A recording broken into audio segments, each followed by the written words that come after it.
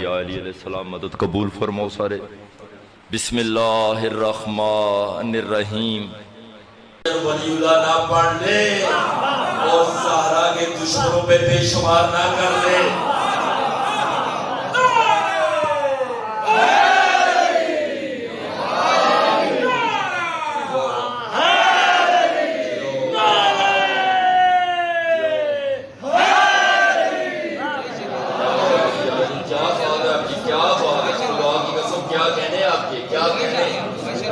ترجمہ ہے نا خدا کی قسم کسی کی بھی تسبیح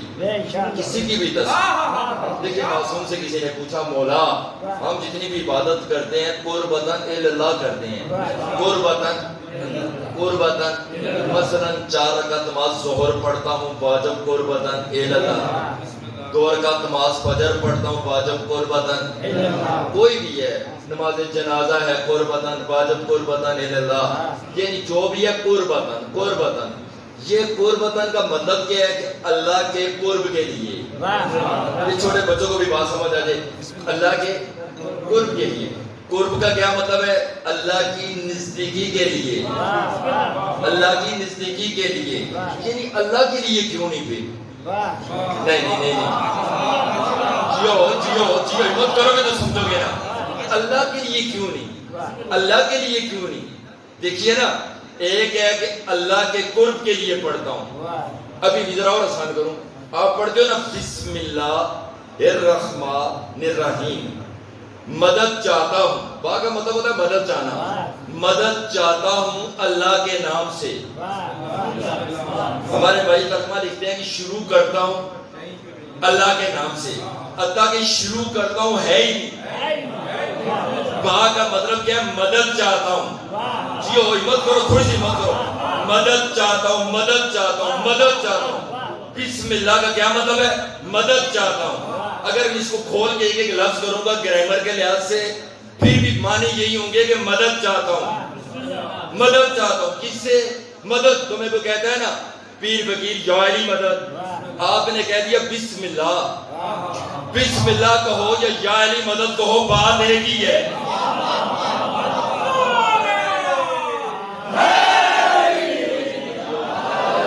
ذمہ داری سے بتا رہا ہوں اگر اور آسان کر دوں بسم اللہ. دیکھیے بسم اللہ آپ نے آج تک سنا کہ بسم اللہ یعنی با علی کا نام ہے با نام نہیں ہے بسم اللہ پورا نام ہے یار نہیں پہنچ رہے ہو با اور تا نام نہیں ہوتے پورا نام ہے بسم اللہ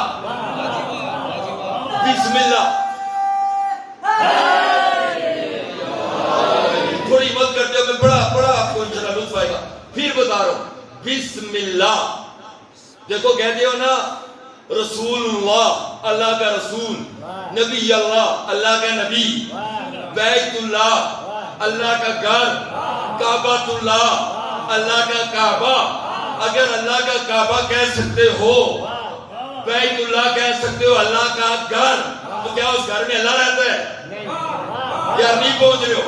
اگر اللہ رہتا ہے تو پھر باہر کون رہتا ہے؟ اگر اللہ کو بیت اللہ میں کر دو گے تو پھر باہر کون رہتا ہے؟ اللہ تو کسی گھر میں نہیں رہتا. اللہ جیسے عرش پہ رہتا ہے ویسے ہی فرش پہ بھی رہتا ہے. جیسے تمہاری مسجد میں رہتا ہے ایسے ہی کعبہ میں بھی رہتا ہے. خدا کی قسم اللہ رہتا ہی وہاں ہے جہاں علی اور حسین رہتے ہیں.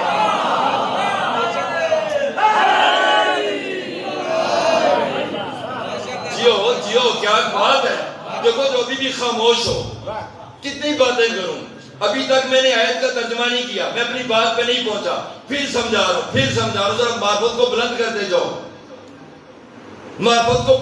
جاؤ اللہ کہاں رہتا ہے. دیکھیں امام نے فرمایا مولا فرماتے ہیں یہ جو تم واہ کرتے ہو دیکھو کچھ چپ ہے ابھی بھی کچھ خاموش ہیں کچھ خیالوں میں گم ہیں کچھ واہ کر رہے ہو کچھ کے چہرے پہ بڑی رونق ہے کچھ کے چہروں پہ ابھی بھی سوال ہے.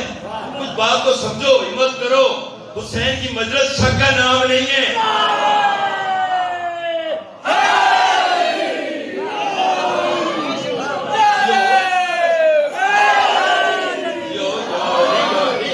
کیا بات ہے تمہارے سننے کی. مجھے ممبر رسول کی قسم ہے میں مطمئن ہو گیا. مجھے بڑا لطف آیا, بڑا پیارا آپ نے سنا, بڑا خوبصورت استقبال کیا ہے. پھر جملہ سمجھیے, امام سے کسی نے کہا مولا مولا مولا, یہ جو مجلس میں کچھ چپ ہوتے ہیں, کچھ بابا کر رہے ہوتے ہیں, کچھ داد دے رہے ہوتے ہیں, دیکھو کوئی ایک پڑھے گا. جس چوتھے امام کی مجلس میں آج بیٹھے ہو وہ ایک وقت میں بانی مجلس بھی ہے, ایک وقت میں ذاکر حسین بھی ہے, اور ایک وقت میں عزادار حسین بھی ہے, ایک وقت میں اپنی پشت سے خون نکالنے والا بھی ہے, اور ایک وقت میں حسین کا ماتم کرنے والا بھی ہے. جیو جیو جیو جیو, کیا بات ہے, کیا بات ہے تمہارے سننے کی. اچھا تو امام سے پوچھا, مولا نے کہا یاد رکھو یہ جو مجلس میں تم بابا کر رہے ہو, ہاتھ اوپر کر کے, ہاتھ اوپر, بابا بابا بابا بابا, خوش ہو رہے ہوتے ہو, یہ تم بابا نہیں کر رہے ہوتے. آٹھویں امام کا فرمان ہے, مولا فرماتے ہیں یہ ہم تم سے بابا کرا رہے ہوتے ہیں.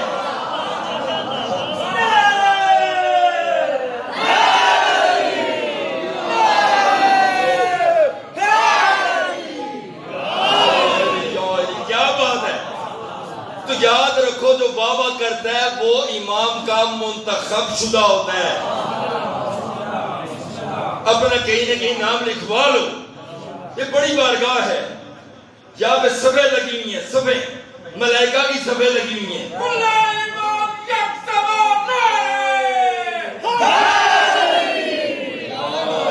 جیو جیو.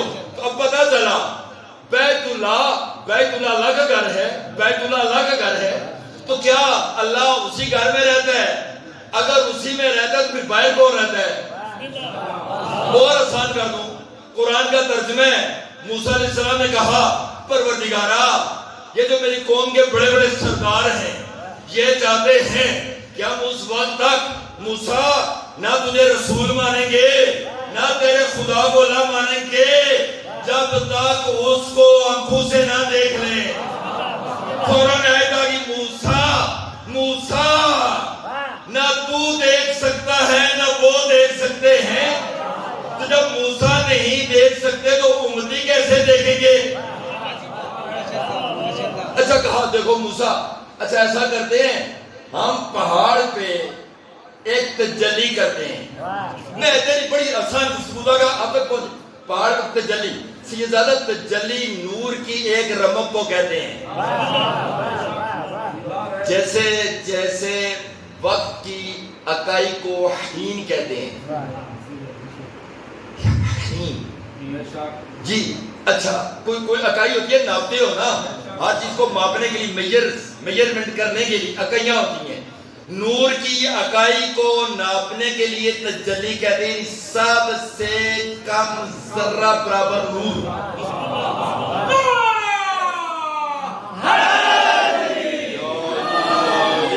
ہم ذرہ برابر اپنا نور اس جبل پہ, تور کے پہاڑ پہ بھیجیں گے.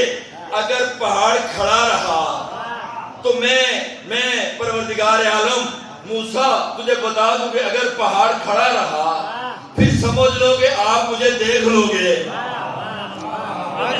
جی بات ہے. اچھا قرآن کہتا ہے کہ ہم نے ایک تجلی نور کی پہاڑ پہ کی, پہاڑ اس نور کو برداشت نہ کر سکا. اگر بیداری سے جملہ سمجھ جاؤ تو میری محنت آج کی پہنچ جائے گی. منبر رسول کی قسم ہے, پہاڑ نور کے ذرے کو برداشت نہ کر سکا. کیوں نہ کر سکا؟ یاد رکھیے, اگر نور کا ذرہ ایسے پہاڑ پہ ہے جیسے بجلی کی چمک ہوتی ہے, اگر وہ آنکھوں کے سامنے, موسیٰ کی آنکھوں کے سامنے پہاڑ پہ وہ جو نور کی کرن پڑی, وہ اگر اللہ تھا پھر پیچھے کون تھا, پھر دائیں طرف کون تھا, پھر بائیں طرف کون تھا؟ خدا کی قسم وہ اللہ نہیں تھا, وہ علی کا نور تھا.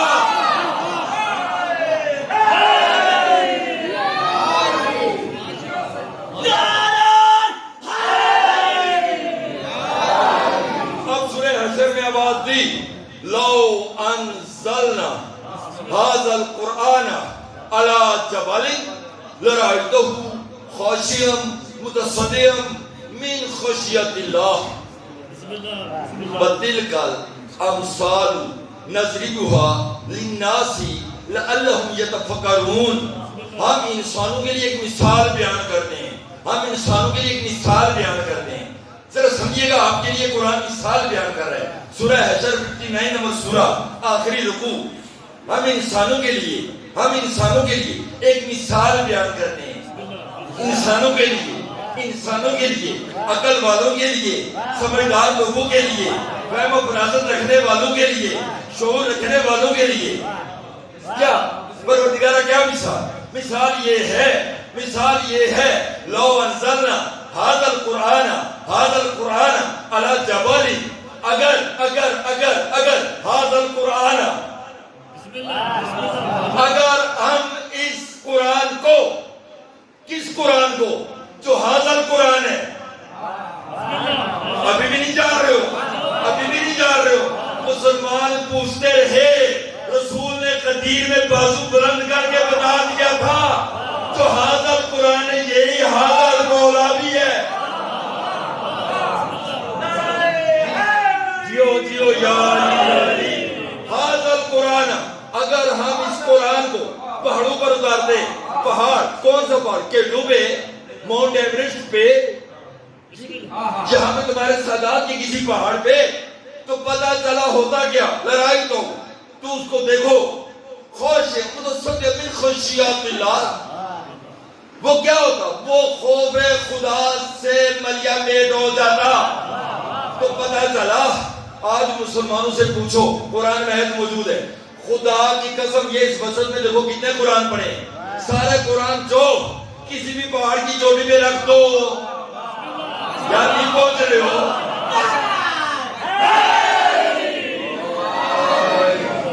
مولویوں سے سوال کرو کہ اے مولویوں، قرآن لے جاؤ، پہاڑ پہ رکھو، کسی مسجد کے ممبر میں لے جاؤ، کسی مینار پہ رکھ دو، تو پتہ چلا یہ قرآن نہیں ہے. وہ قرآن ہے جو نور اللہ ہے، وہ نور خدا، وہی نور ہے جو نور علی ہے، نور مصطفیٰ ہے.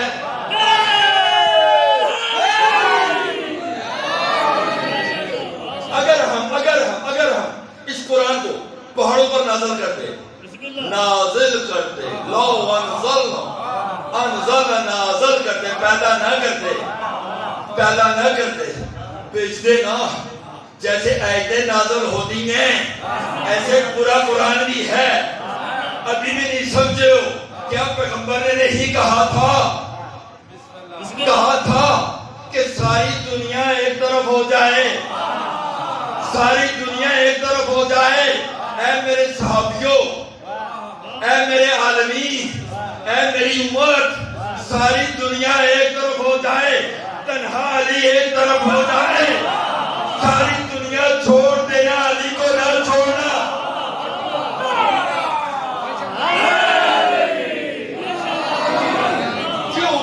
کیوں علی کو نہ چھوڑیں؟ اس لیے نہ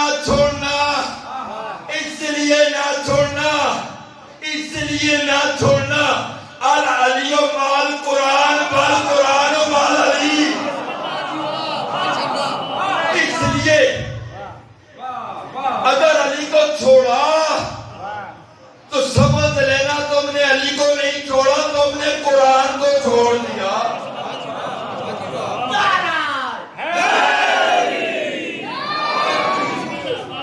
خدا کی قسم اور آسان کر دو. ماں کا مطلب یہ ہوتا ہے جیسے اونٹنی کا بچہ اپنی ماں کے پیچھے جاتا ہے. یار نہیں پہنچے ہو. مولا کہتے ہیں بلاغہ میں چھپ رہے ہیں، میں رسول کے پیچھے ایسے ہی ہوتا ہوں جیسے اونٹنی کا بچہ ہوتا ہے اپنی ماں کے پیچھے. تو ماں کا ماں میم ہے، وہ معراج بھی اسی سے ہے. میم اور عین، ماں جیسے اونٹنی کا بچہ اپنی ماں کے پیچھے ہوتا ہے، اس کو کہتے ہیں ماں. تو پتہ چلا ماں کا مطلب کیا ہوتا ہے؟ ماں کا مطلب ہوتا ہے کوئی آگے چلے اس کے پیچھے چلو. یا نہیں پہنچے ہو؟ ماں کا بڑی ذمہ داری سے کہہ رہا ہوں. ماں کا مطلب کیا ہوتا ہے؟ ماں کا مطلب یہ ہوتا ہے کبھی آگے والا آگے پیچھے والا پیچھے، کبھی وہ ادھر پیچھے والا پیچھے. سنتے ہو نا؟ حسین و منی وَأَنَا مِنَ الْحُسَيْن، حسین حسین و منی، حسین مجھ سے ہے. وَأَنَا مَعَ الْحُسَيْن، اگر حسین آگے ہو جائے تو میں محمد اس کے پیچھے جاؤں. فرق نہ محسوس کرنا اس لیے کہ حسین مجھ سے، میں حسین سے ہوں. ابھی بھی نہیں پہنچے ہو، اس میں تو بڑی بحث ہے، بڑی بحث ہے. علی و منی وانا منہ، حسن و منی وانا منہ، فاطمہ تو بضعۃ منی. اب یہ کیا فلسفہ ہے ماں کا؟ العلی مع القرآن، یعنی جب تک علی ظاہری زندگی میں موجود ہیں علی قرآن کے پیچھے چلے گا، اور جب علی ظاہری پردہ کر دیں گے تو قیامت تک قرآن علی کے پیچھے چلے گا. اس لیے کہا، ابھی میں نے جملہ پڑھا تھا کہ اللہ وہاں ہوتا ہے جہاں یہ ہوتے ہیں. دو آیتیں پڑھ دیتا ہوں تاکہ بات شک میں نہ رہ جائے. تم ریکارڈنگ کر رہے ہو. حضرت ابراہیم علیہ السلام، سورہ صفات 100 نمبر کے بعد ابراہیم نبی کا واقعہ شروع ہو جاتا ہے. 37واں سورہ. اپنے بیٹے سے کہتے ہیں قالا یا بنی انی اری فی المنام انی اذبحک فانظر ماذا تری. قالا، بیٹے نے کہا یا ابت افعل ما تؤمر، ما تؤمر. بابا بابا، یار میں کیسے شادی سمجھاؤں گا؟ بابا بابا. شفیق بیٹے نے کہا، زید باپ کو کہا بابا یا ابت افعل ما تؤمر. بابا جو آپ کو امر ہوا ہے، کیوں نہیں سمجھ رہے ہو؟ بابا جو آپ کو امر ہوا ہے، بابا جو آپ کو امر ہوا ہے، پتا چلا امر والے اور ہیں اور امر اور ہیں. جیو بھائی جیو جیو. کیا کہہ رہے تمہارے سننے کے، تمہاری سماعتوں کے، تمہاری معرفت کے؟ یا ابت افعل ما تؤمر. بابا جو آپ کو امر ہوا ہے وہ فعل کر گزریے. وہ فعل، یعنی پتا چلا کہ اگر یہ فعل نہ کیا تو بابا نعوذ باللہ کہیں آپ کی رسالت خطرے میں نہ پڑ جائے. لیکن یا ابت افعل، باپ بیٹے کی بات ہے. یا ابت افعل ما تؤمر، افعل ما تؤمر. خدا کی قسم غدیر میں کہا وَإِن لَمْ تَفْعَلْ وَإِن لَمْ تَفْعَلْ فَمَا بَلَّغْتَ رِسَالَةَ. اے محمد، اگر علی کا بازو بلند کر کے نہ دکھایا تو نے رسالت کا کوئی کام نہ کیا.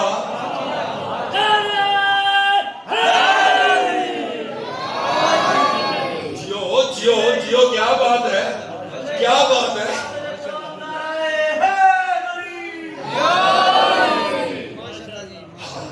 اچھا پھر کیا کہا؟ یا ابت افعل ما تؤمر. اور اگلا جملہ عجیب کہا ستجدونی. یہاں پہ آپ کا امتحان ہے.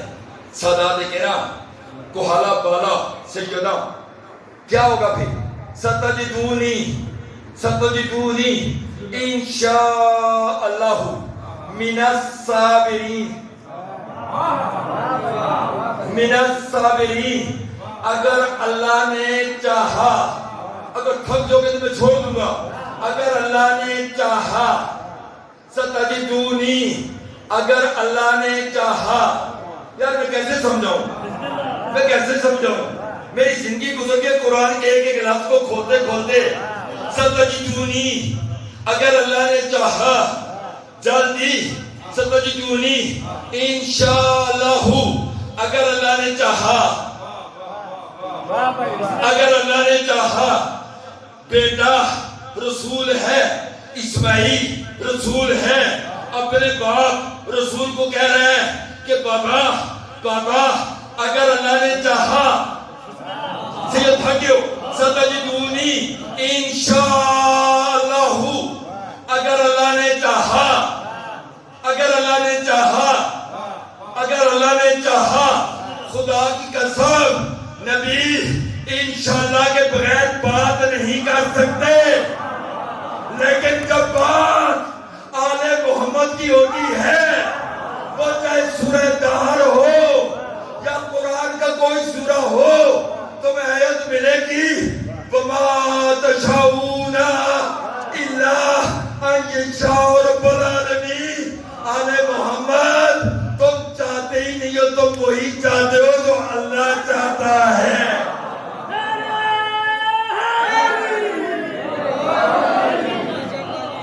نبی کہیں جو اللہ چاہتا ہے، اللہ کہے جو آل محمد چاہتے ہیں، تو پتہ چلا اللہ کا چاہنا ایسے ہی ہے جیسے آل محمد چاہیں۔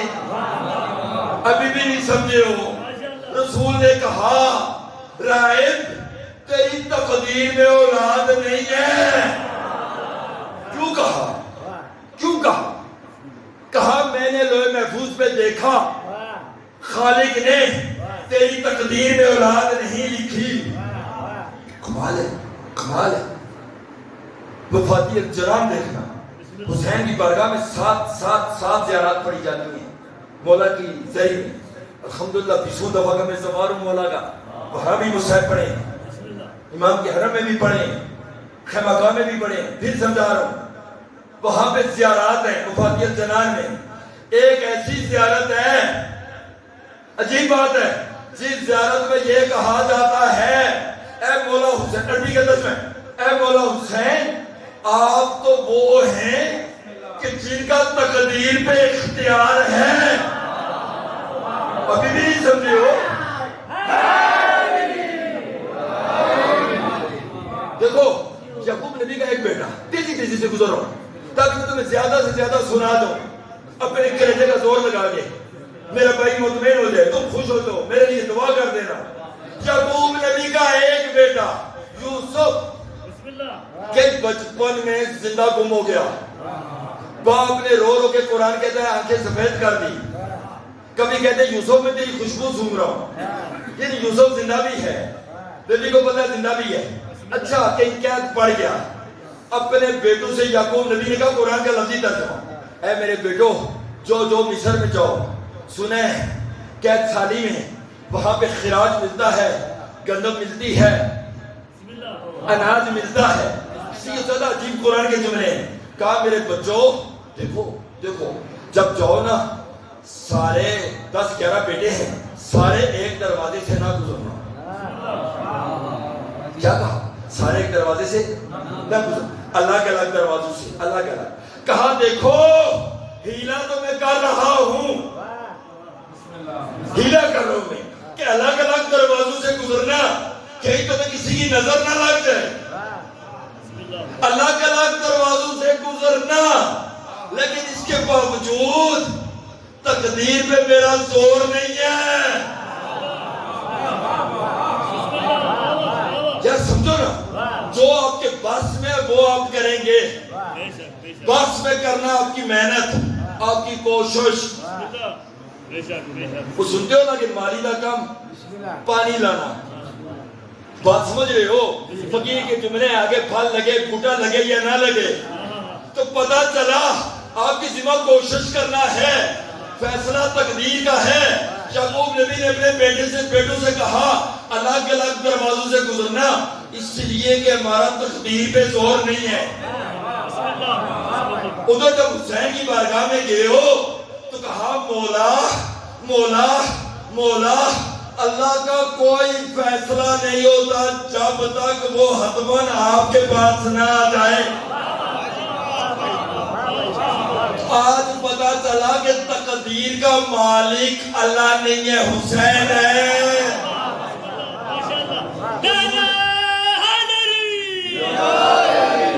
رسول نے کہا رائے تیری تقدیر میں اولاد نہیں ہے، لوح محفوظ پہ دیکھا، ایک دفعہ، دو دفعہ، تین دفعہ، خدا کی قسم معصوم بچہ گود میں بیٹھا ہے، حسین کہا رائے،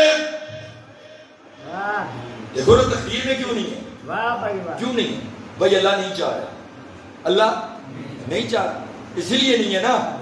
ایسے کیا خیال ہے انشاءاللہ کا کیا مطلب ہے؟ اللہ چاہے، اللہ نے نہیں چاہا تو نہیں ہے، تب نہیں ہے نا۔ اب حسین نے کہا رائے میں نے تجھے بیٹا دیا، کیوں نہیں سمجھ رہے ہو؟ جب حسین نے کہا میں نے بیٹا دیا، ادھر سے آئے تاکہ وہ مات تو شاہونا الہ یشاء اللہ رب العالمین، حسین جو تو چاہتا ہے اللہ وہی چاہتا ہے۔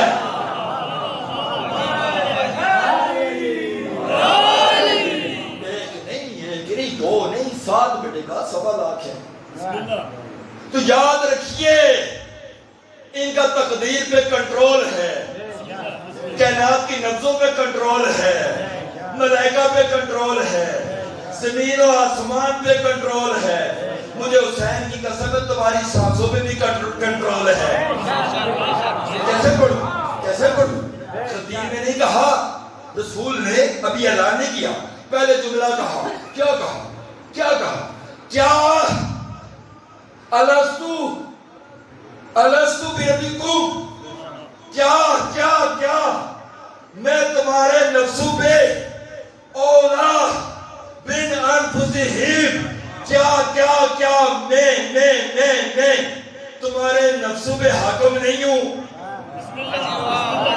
قرآن کی آیت ہے، تھک گئی ہو نا، میں تمہارے نفسوں پہ حاکم نہیں ہوں۔ کون سے نفسوں پہ؟ نفس نفس نفس جو تمہارے اندر جان ہے، جان ہے، جان ہے، جان ہے، عجیب بات نہیں ہے، جان ہے، زندگی ہے، سانسیں ہیں، حیات ہے، مردہ نہیں ہے، زندہ ہے۔ جو بھی زندہ ہے اس کی سانسیں رسول کے پاس ہیں۔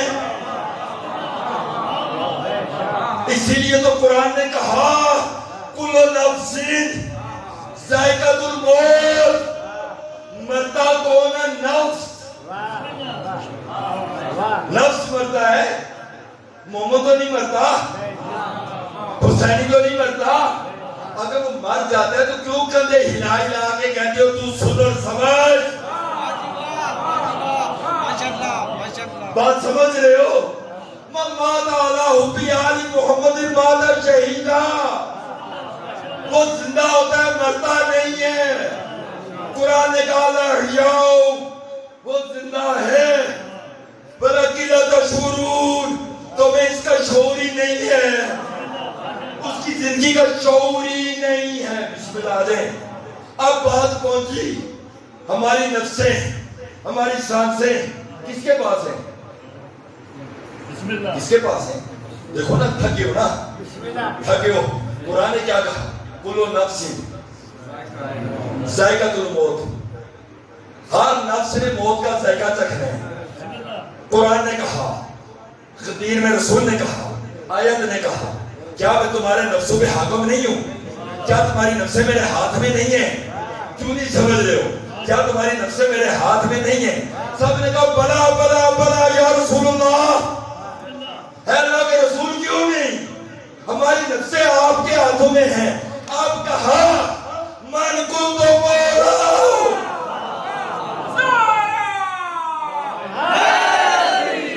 تاکہ قیامت تک فیصلہ ہو جائے کہ جس چیز کی جان محمد کے ہاتھ میں ہے اس کی جان علی کے ہاتھ میں ہے۔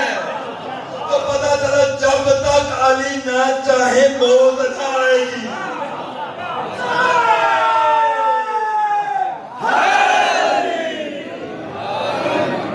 سوال نہیں ہوگی، بالکل بات سمیٹ لو، میرا بھائی آ گیا، ختم، پوائنٹ اپ۔ کیا کہا؟ اسماعیل نے کہا یا ابت افعل ما تؤمر، پھر کیا ہوگا؟ ستجدونی انشاءاللہ من الصابرین۔ اگر اللہ نے چاہا، اگر اللہ نے چاہا، اللہ نے چاہا، انشاءاللہ من الصابرین، من الصابرین، من الصابرین، آپ مجھے صابرین میں سے پائیں گے۔ یا خدا کا واسطہ سمجھو، بڑی بات کر رہا ہوں۔ آپ مجھے یہ نہیں کہا کہ میں صابر ہوں گا، یہ نہیں کہا میں صابر ہوں گا، یہ نہیں کہا کہ میں صبر کروں گا، کہا آپ مجھے صابرین میں سے پائیں گے۔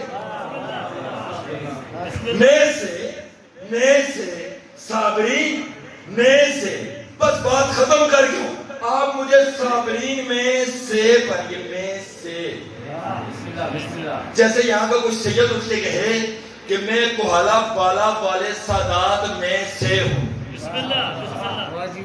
میں کہتا ہوں میں 63 سجدہ والوں میں سے ہوں، میں سے یعنی کچھ اور ہے ان میں سے۔ دیکھیے قرآن کہتا ہے جو جنگ میں ڈٹے رہتے ہیں وہ بھی صابر ہیں، نہیں سمجھ رہے؟ جو بھوک میں رہتے ہیں وہ بھی صابر ہیں، جو پیاس برداشت کرتے ہیں وہ بھی صابر ہیں۔ روزہ بھی ایک صبر کی قسم ہے، تو فوت ہو جائے برداشت کر لیتے ہیں وہ بھی صابر ہیں۔ یہاں پہ اسماعیل کو بات کر رہے ہیں، یہ اس صبر کی بات نہیں ہو رہی کہ میں بھوکا رہ جاؤں گا، اس صبر کی بات نہیں ہو رہی میں پیاسا رہ جاؤں گا، اس صبر کی بات نہیں ہو رہی میں جنگ میں ڈٹا رہوں گا۔ باپ نے کیا کہا تھا؟ انی اذبحک، بیٹا قال انی اری فی المنام انی اذبحک فانظر ماذا تری، بیٹا میں خواب میں دیکھتا ہوں کہ میں تیرے گلے پہ چھری چلا رہا ہوں۔ بات ہوئی ہے گلے پہ چھری چلنے والوں کی، بات ہو رہی ہے گلے پہ چھری ذبح ہونے والوں کی۔ بیٹے نے کہا بابا اللہ نے چاہا آپ مجھے صابرین میں سے پائیں گے، تو پتہ چلا کہ یہاں پہ کوئی اور صابرین ہیں جن کے گلے پہ چھری بھی چلے گی، ان کی نماز بھی قائم رہے گی۔ اب آج آخری آیت سنو اور مجھے اجازت دے دو۔ یا ایھا الذین آمنوا استعینوا بالصبر والصلاۃ، اے ایمان والو، اے اللہ سے ڈائریکٹ مدد مانگنے والو، مدد مانگا کرو۔ یا ایھا الذین آمنوا استعینوا بالصبر والصلاۃ، مدد مانگا کرو صبر سے اور نماز سے، اس لیے ان اللہ مع الصابرین، کہ جہاں پہ ایسے صبر پائے جاتے ہیں اللہ وہاں ہی ہوتا ہے۔ اسی لیے کائنات میں دو ہی معلّہ ہیں، ایک عرش معلّہ اور ایک کربلا معلّہ ہے۔ امام نے کہا جس نے شدی الفرات کے کنارے سے میرے چاند حسین کی زیارت کی، منظر شدی الفرات، جس نے نہر فرات، جو تمہارے بیٹھے ہو، جس نے نہر فرات کے کنارے سے کھڑے ہو کے حسین کی زری کی زیارت کی، وہ ایسے ہے کانہا زار اللہ علی العرش، گویا کہ اس نے عرش پہ جا کے اللہ کی زیارت کی ہو، عرش پہ جا کے اللہ کی زیارت کی۔ حسین کی زیارت کرنا ایسے جیسے اللہ کی زیارت کرنا، اس لیے اللہ نے کہا وَاسْتَعِینُوا بِالصَّبْرِ وَالصَّلَاةِ، وہ جڑیے، وہ کون سا اثر وَالْعَصْرِ إِنَّ الْإِنسَانَ لَفِي خُسْرٍ، وہ کون سا اثر کا وقت ہے جس میں إِلَّا الَّذِينَ آمَنُوا وَعَمِلُوا الصَّالِحَاتِ وَتَوَاصَوْا بِالْحَقِّ وَتَوَاصَوْا بِالصَّبْرِ، جو علی بھی کر رہے ہیں، صبر بھی کر رہے ہیں، حق کی بات بھی کرتے ہیں، صبر بھی کرتے ہیں، وہ ایسے صابرین کون ہیں کہ جن کی بات بھی جاری ہے، نماز بھی جاری ہے، صبر بھی جاری ہے، کیا ہے؟ حی علی الفلاح۔ یہ کون سی نماز تھی؟ یہ آل محمد کی نماز تھی۔ علی کا ایک سجدہ رہ گیا۔ نہج البلاغہ میں مولا فرماتے ہیں مجھے بڑا ارمان ہے کہ میرا سجدہ رہ گیا، بس دو جملے مشاہد کیے، میرا سجدہ رہ گیا۔ ایک سجدہ کیا ہے عبدالرحمن ابن ملجم میں خدا لعنت بے شمار کرے، مولا کا سجدہ رہ گیا، ارمان ہے۔ ایک اور نہج البلاغہ میں خطبہ شخصیہ ہے، مولا ان مولانوں کا ذکر کر رہے تھے، کسی نے اٹھ کے سوال کر دیا، اپنے خطبہ چھوڑ دیا۔ اب مولا کو ان دونوں باتوں کا افسوس تھا، ایک سجدے کے رہنے کا، ایک خطبہ کے رہنے کا۔ اپنی اولاد سے امام نے کہا یہ دو چیزیں کون لے گا؟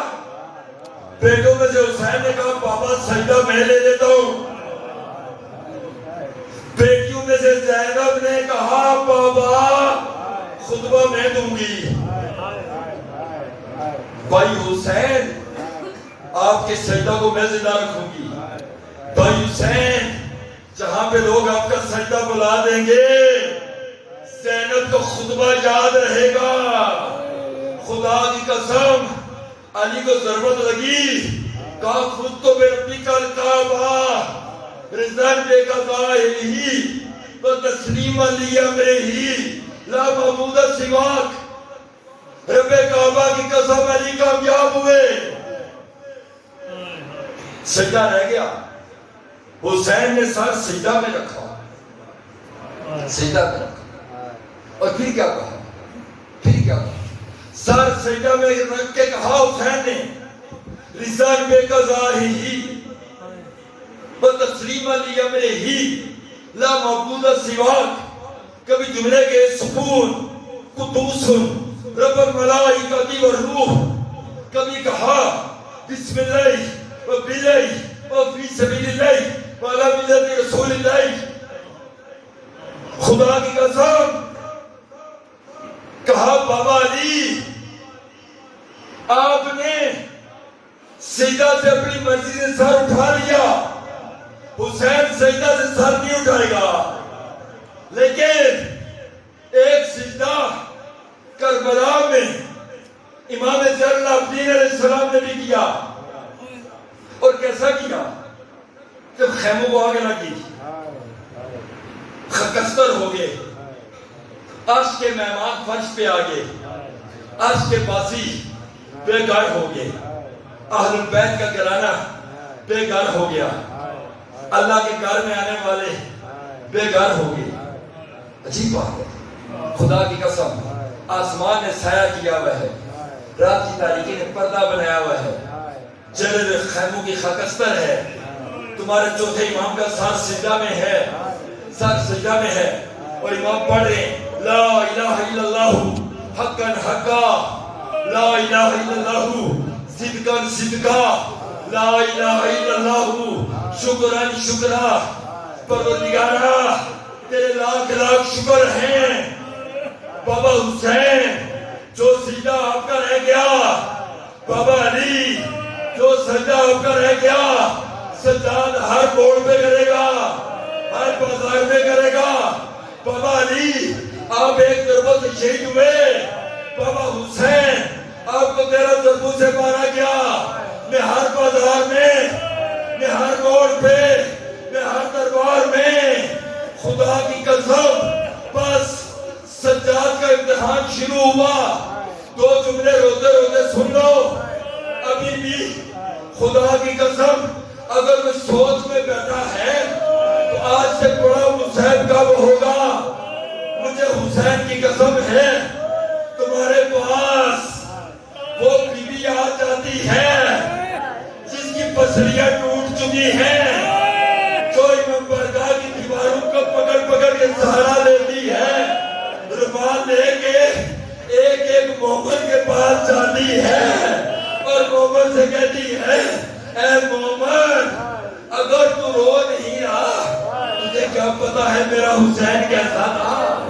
تجھے کیا کیا پتا ہے کہ علی کی بیٹیاں کھڑی رہی، اگر کوئی روتی تو اس کی پشت پہ کوڑے برسائے جاتے، اگر سکینہ پاپا کا پتہ پوچھتی تو تماچے مارے جاتے۔